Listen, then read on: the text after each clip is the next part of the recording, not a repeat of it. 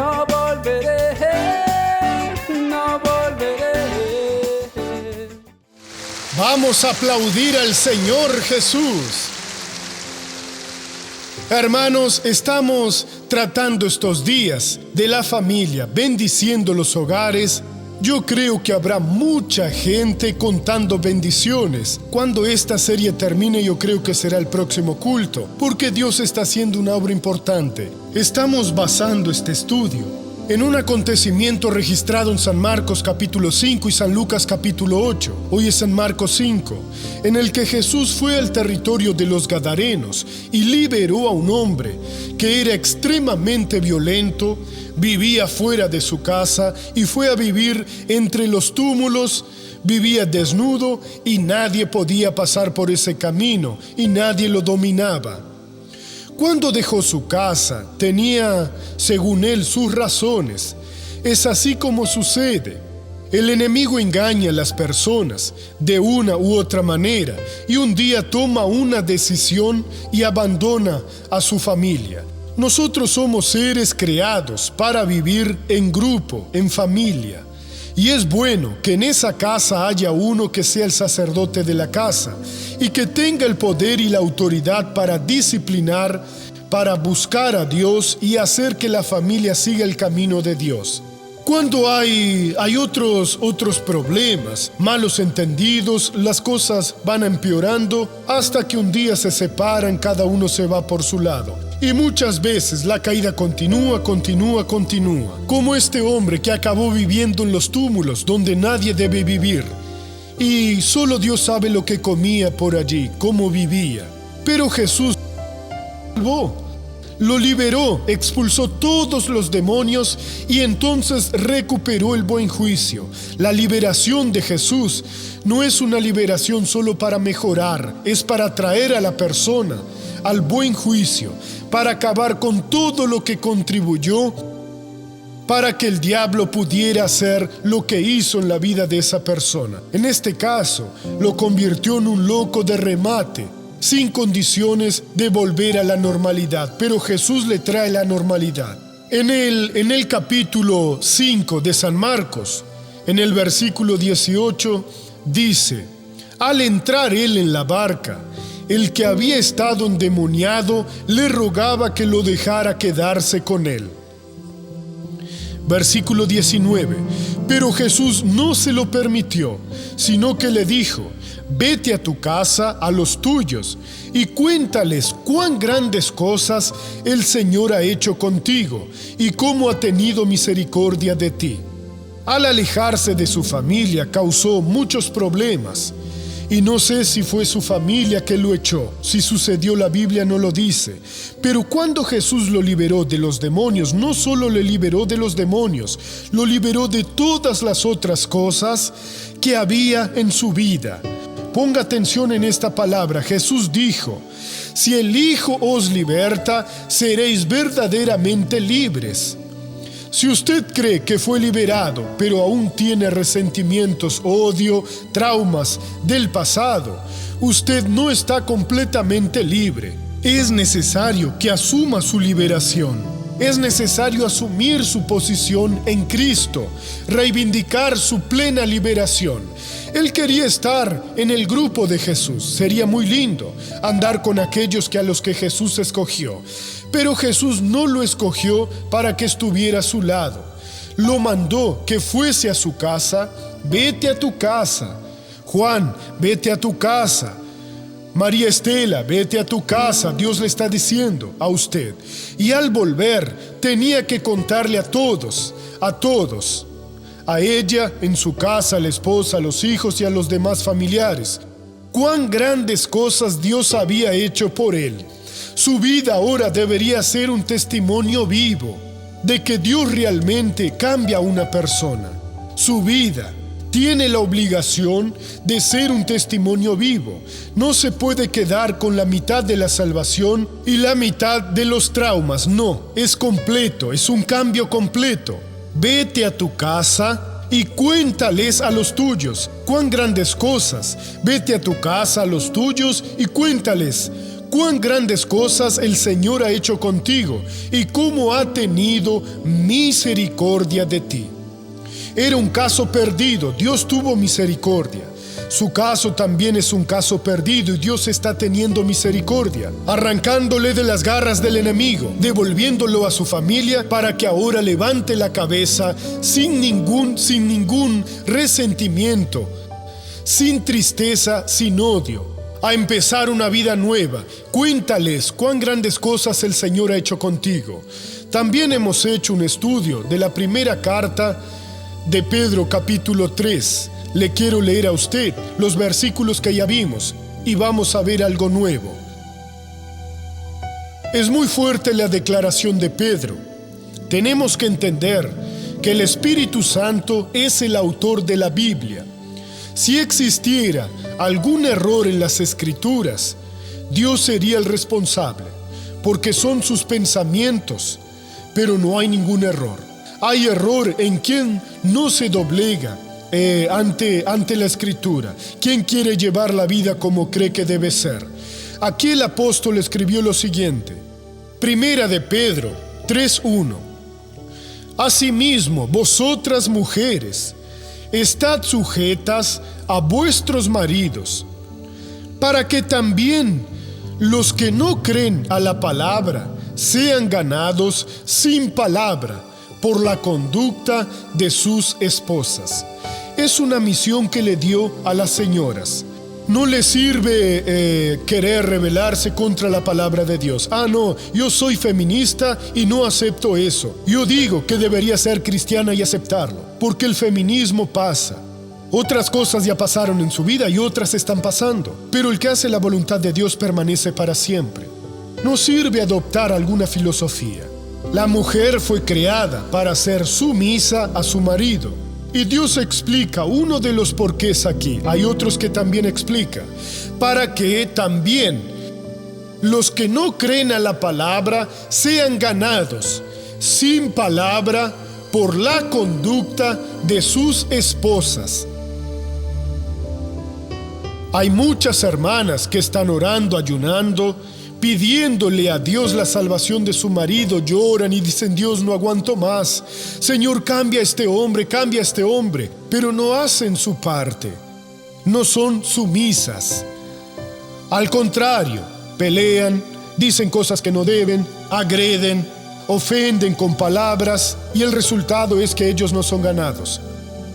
Cuando obedecen a Dios sin ninguna palabra, el Espíritu Santo consigue hacer la obra. Cuando no obedecen, Él dice: no puedo hacer la obra.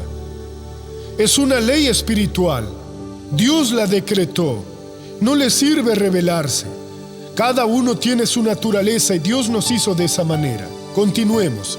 Al considerar vuestra conducta casta y respetuosa, vuestro atavio no sea el externo, de peinados ostentosos, de adornos de oro o de vestidos lujosos, sino el interno, el del corazón, en el incorruptible adorno de un espíritu afable y apacible, que es de grande estima delante de Dios. No es que Dios esté en contra o esté condenando a las personas a arreglarse el cabello, usar una ropa bonita o joyas, no es nada de eso. Está diciendo que el adorno no debe ser eso. El verdadero adorno tiene que ser de su espíritu, el adorno de un espíritu afable y apacible, que es de grande estima delante de Dios.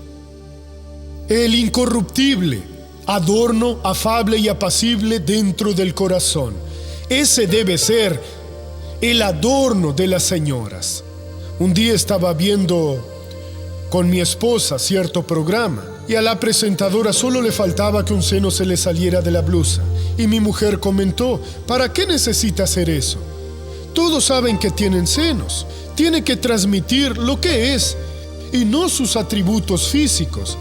Y a veces son personas cristianas las que actúan de esa manera. Y Dios está diciendo que no puede ser así. Incorruptible adorno de un espíritu afable y apacible, de grande estima delante de Dios. Ese debe ser el verdadero adorno. Dios no está contra una ropa bonita. Dios no es contra peinarse el cabello. Al contrario, Dios está a favor. Todo lo que mejora viene de Dios. Usar joyas no tiene ningún problema, pero lo importante es que el corazón esté en un incorruptible adorno que no sufre corrupción, no sufre la acción del enemigo. Y de un espíritu afable y apacible. Ese es el verdadero adorno incorruptible, de gran estima delante de Dios. Pues así también se ataviaban en otro tiempo aquellas santas mujeres que esperaban en Dios, estando sujetas a sus maridos, como Sara obedecía a Abraham, llamándolo Señor. De ella habéis venido vosotras a ser hijas, si hacéis el bien sin temer ninguna amenaza. Ahora viene una palabra para los hombres. Vosotros, maridos, igualmente vivid con ellas sabiamente, dando honor a la mujer como a vaso más frágil y como a coherederas de la gracia de la vida, para que vuestras oraciones no tengan estorbo. Entonces, si ellos, los maridos, no actúan de esta manera, sus oraciones tendrán estorbos. Dios le puede dar una revelación a la iglesia de una gran bendición. Les llegó al corazón, pero cuando oran para determinar, para asumir aquello que por derechos de ellos, esas oraciones son estorbadas, no pueden pasar. ¿Por qué no pueden pasar?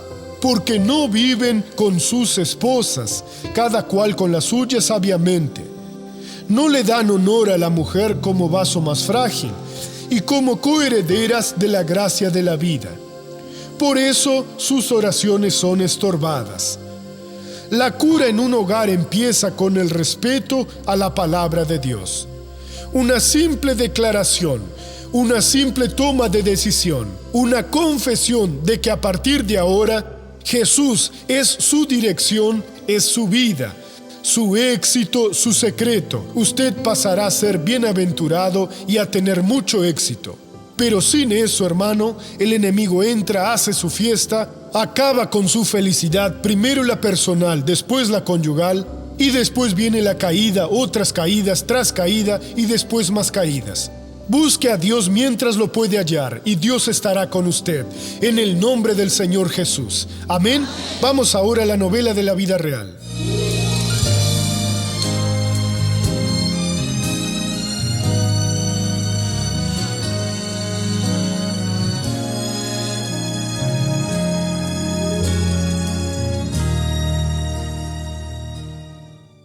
Almira sirvió a los espíritus durante 35 años.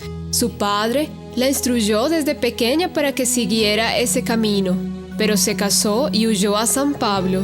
Mi padre ya era espiritista, hacía sus cosas de curandero, recogía raíces para los trabajos, todo eso muchas veces yo iba con él. Me casé y huí. Mi padre no quería que me casara, decía que mi madre y yo éramos amantes de mi novio.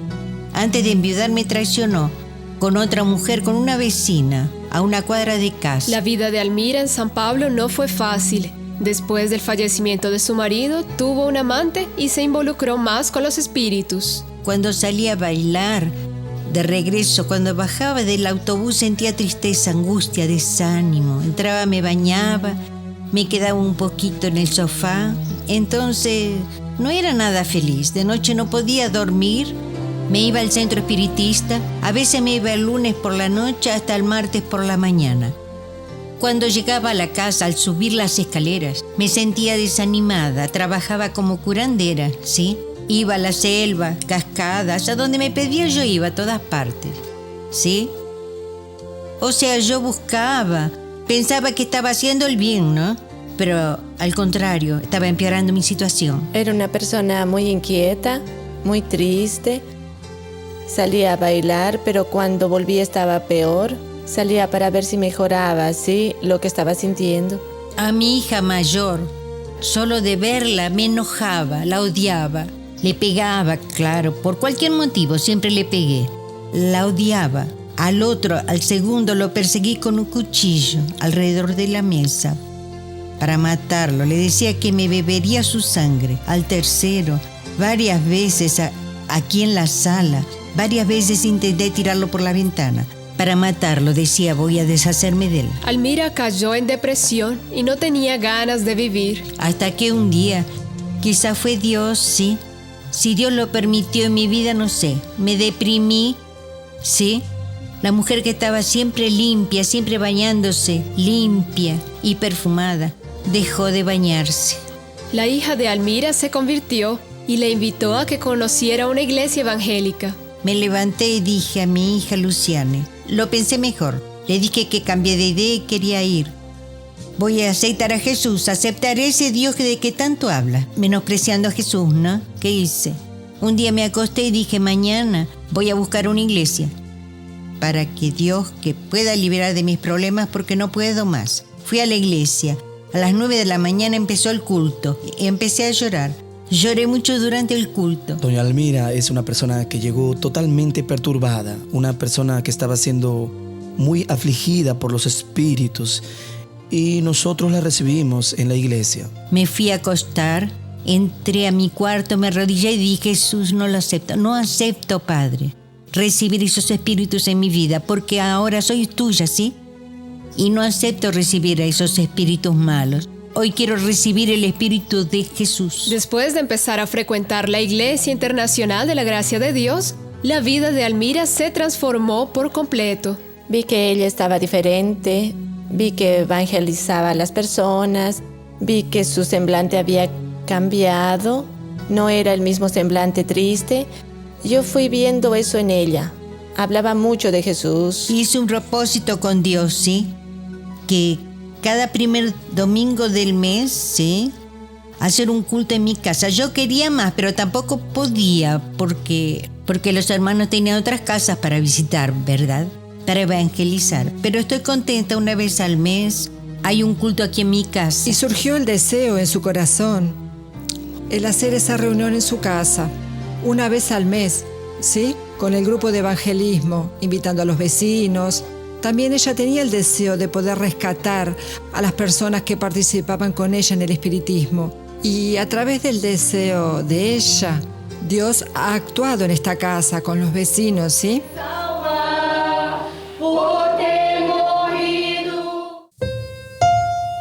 Gloria a Dios, amén.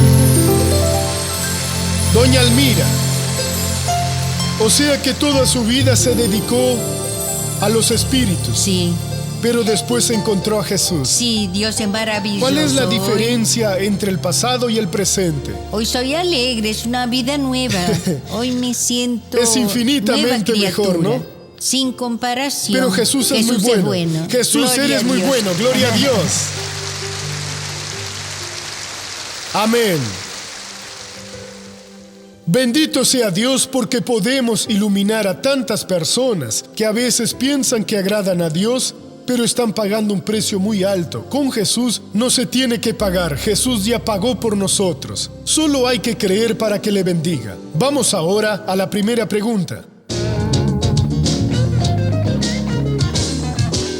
¿Un cristiano puede jugar al bingo casero? Tomar bingo casero, no es vino casero. Yo no jugaría por lo siguiente. ¿Qué testimonio le va a dar a una persona que va a un bingo profesional? Está el casero y el profesional. Pero usted juega. Es cuestión de dinero. Es tan poco lo que juego, entonces todo lo que le pertenece al enemigo. No lo hacemos, ¿sí? Nosotros simplemente, hay quien hace brujería profesional, pero tampoco hacemos brujería casera, ¿verdad? Simplemente estamos libres de eso. Hay tanto a qué jugar. Vamos a memorizar versículos. ¿Quién sabe más versículos? ¿Dónde está este? El libro de la Biblia. Veamos quién encuentra el libro tal. Y otras cosas más. Yo creo que es mucho mejor que estar jugando esas cosas. Dos patitos. La edad de Cristo. Cuando era niño vi una vez a la gente jugando. ¿Qué son dos patitos? 22. Y la edad de Cristo, 33. ¿Por qué? Porque murió a los 33 y no aumentó. Segunda pregunta. Quería saber por qué hay diferencia de opiniones entre padres e hijos. Pues sí, amigo, es rebeldía. La Biblia dice que en los últimos tiempos habría ese tipo de rebeldía, las personas serían ingratas, pensarían solo en sí mismas, desobediencia a los padres, y eso continúa en la vida de muchas personas. Es triste. Y estos días Dios me está usando justamente para hablar de la familia, de cómo una persona puede ser bendecida. Y yo espero que usted esté practicando lo que Dios le ha entregado a su corazón. Pero esa rebeldía va a aumentar. Las personas, cuanto más se acerque el tiempo de Cristo, el regreso del Señor, peor será la situación. Pero quien está con Cristo vence cualquier batalla. Ahora vamos a abrir el corazón.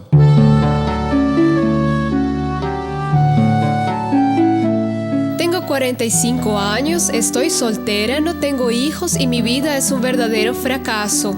Estoy desempleada y me gustaría mucho cambiar de ciudad, pues no tengo buenas oportunidades donde vivo. Sin embargo, siempre que pienso en hacerlo, parece que algo me impide proseguir y por eso no consigo prosperar. Ya fui a varias iglesias, pero nada ha cambiado en mi vida. Normalmente, las personas que frecuentan los cultos son bendecidas, pero eso no sucede conmigo. Doctor, necesito su orientación. ¿Qué debo hacer?